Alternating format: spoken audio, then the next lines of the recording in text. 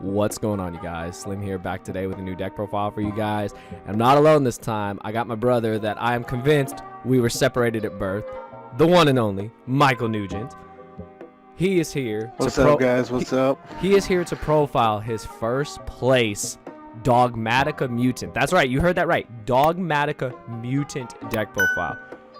First and foremost, what's wrong with you playing mutant cards with Dogmatika cards this format? You something else, man. And not only that, you took this deck to locals and got first place. And this is crazy. You played against all meta too. We'll have his matchups as well. I had to get you on here to talk about this because I personally don't know anything about mutant cards. You played them against me on stream. Other than that, that was my first encounter with them. And you're playing one of my favorite engines ever, the Dogmatika engine. So I gotta ask you, where did this crazy idea come from? And how were you so successful with it? Okay, so this idea came from opening Phantom Rage. I think it's the set that the mutant stuff came in.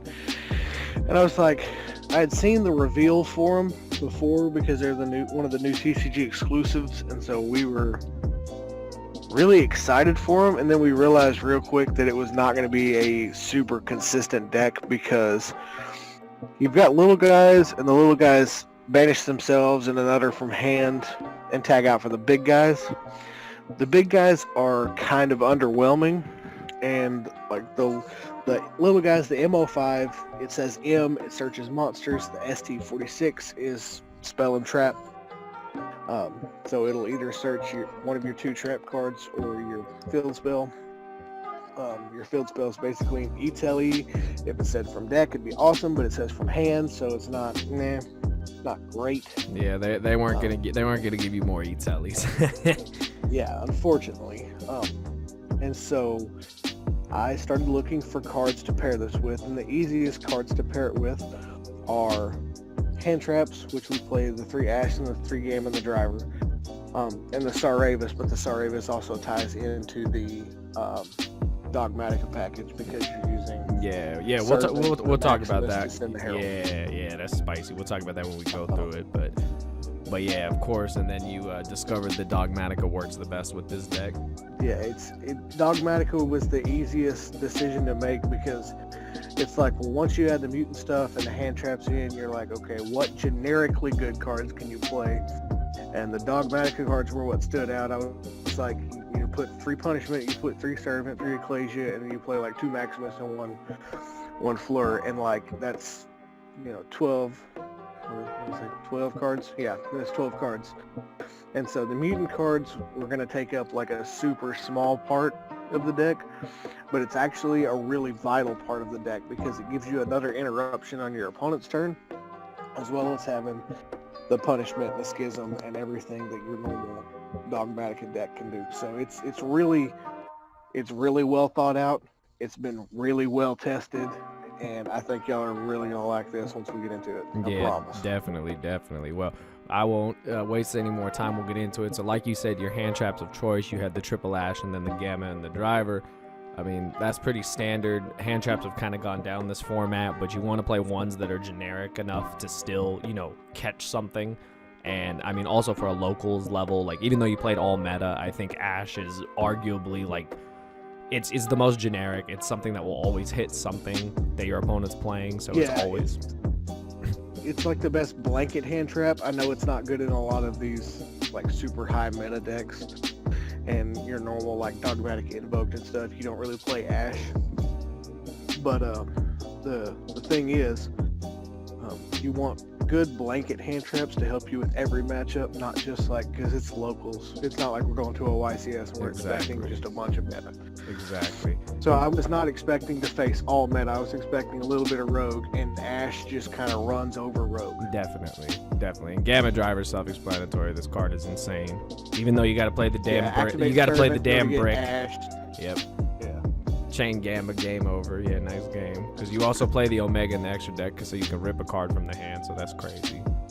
So I like that. So we're having them start with 4 cards at that point. Exactly. Take the Ash out of their hand, rip a card with Omega, and they're starting with 4 cards, and they've got to break usually your Mutant Spell Negator, punishment, schism, mutant cry set. So like you're popping 2 cards on their field at the very least and setting up the schism for the window. So they can't break that out of 4 cards. Exactly. Plus a window just wins games by itself, so that's crazy. Yeah, but, yeah, the Dogmatica engine looks pretty standard. Triple Ecclesia, the 1 floor. I guess my only question, because I like the triple punishment, I'm a huge fan of maxing out on this. This card is just so powerful. Nadir Servant is self-explanatory. I guess the only question is the reason for the second Maximus. Was it to guarantee the window play, since Maximus pretty much by itself set you up your in your window play, like similar to how Invoke Dogmatica does it? Yes.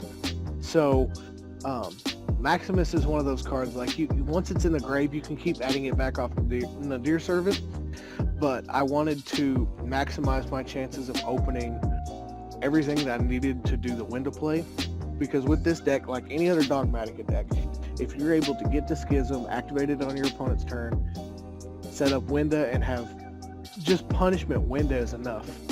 But in this deck, absolutely, it's easy.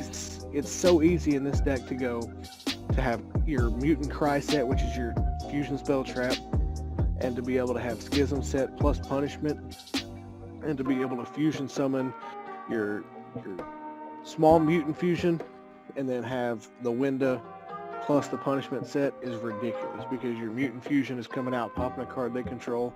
The window's coming out, can't be destroyed by card effects. They've got to deal with it in some other way.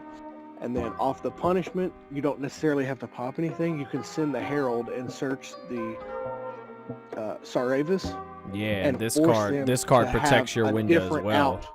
Yeah, it protects the window from targeting and stuff. So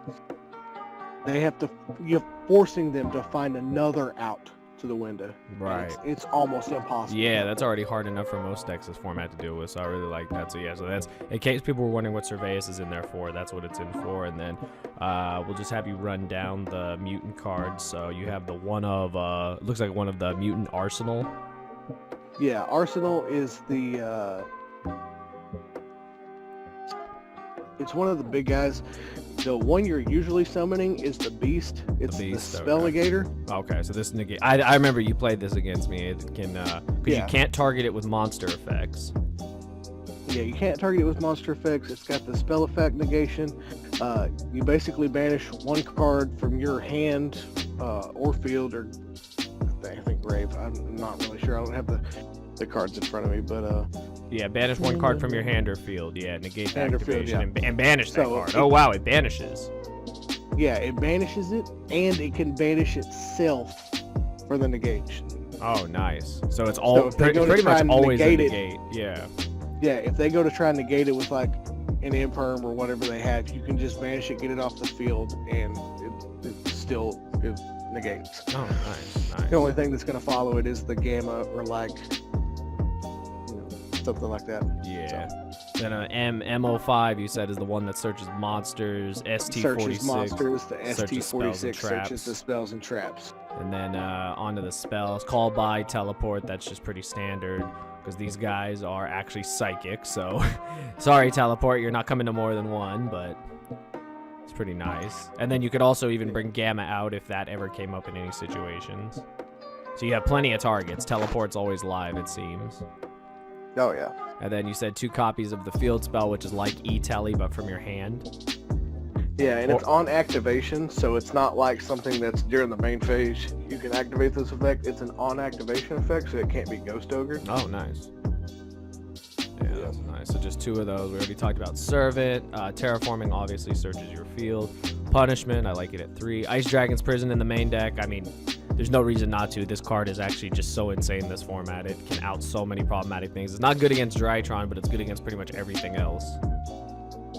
Yeah. Okay. And then just the last is the Mutant Cry. You maxed out on this.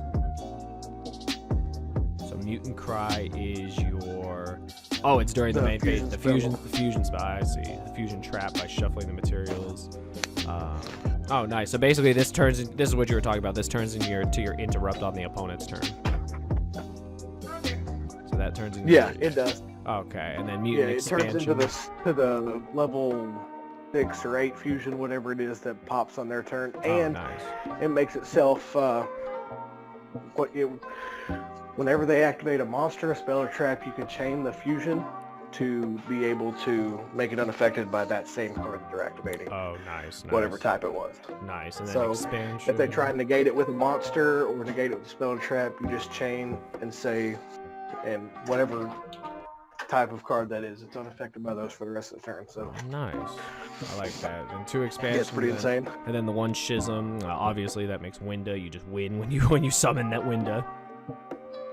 Yeah, and the expansion is your in archetype E-Telly, so it'll summon one of the little guys out. And unfortunately, their tag out effects for the big guys are not quick effects. They're on your turn only. Yeah. But the other reason is it's free card advantage, and you're protecting your level 8 and higher mutants. Oh, nice. It's got a built-in protection effect. Nice. Yeah, I can see that. That's really nice. Good to see. Banish a card you control. Nice. I like that. And then, of course, we talked about Schism, so that's the main deck. Run down the extra deck real quick. So this is all standard stuff. The 3 of Shaddolls, that's just standard. Entis, Makaba, that goes with the Nova, obviously, for the, the Maximus, if you do get Maximus. The Titaniclad, you talked about the Herald. The Herald, of course, searches you Surveillance, which is crazy.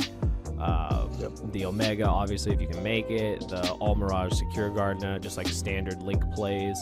And then I think the only thing to talk about is just your fusion selection of the 2 copies of Synthesis and the 1 copy of Ultimus.